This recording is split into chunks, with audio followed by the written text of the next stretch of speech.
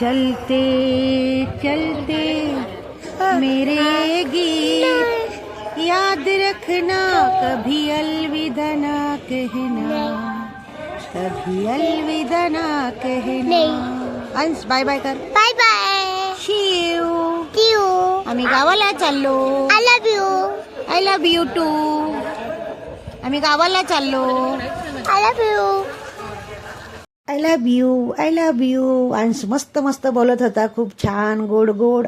आणि त्या गोड गोड बोला सांगती मग आम्ही पोहोचलो गावाला. हो आणि रस्त्यामध्ये आम्हाला फ्रेश व्हायचं होतं, तर दिसली हापसी. ही बघा, तर मी मस्त पाणी हापसून हापसून मस्त सर्वांना मी फ्रेश करत होते. हो, मला इतकी मजा वाटत होती पाणी हापसताना. काहीतरी वेगळं आगळं. हो, आपल्या शहरातल्या लोकांना काही गोष्टी बऱ्याचशा अशा छोट्या छोट्या गोष्टीमध्ये खूप कौतुक वाटतं, आणि मला तर फारच वाटतं, खूपच कौतुक वाटतं खरंच.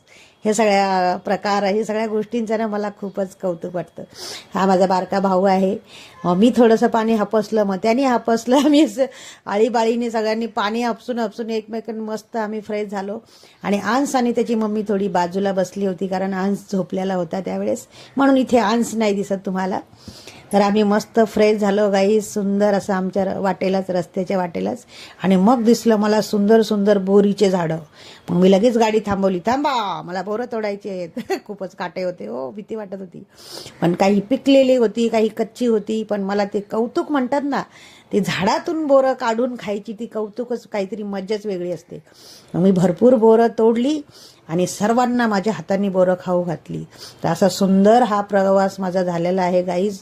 मी गावाकडे फक्त 2 ते 3 दिवसासाठी गेले होते, काही कारणामुळं, ते नाही सांगू शकत तुम्हाला. पण बोरं खाऊन मी गावाकडचा जो रस्ता आणि जो प्रवास आहे तो खूपच एन्जॉय केला. मज्जा आली, एकदम मज्जा. कवळी कवळी थंडी. हो, अति थंडी पण नव्हती आणि जास्त कमी पण नव्हती. कवळी कवळी थंडी.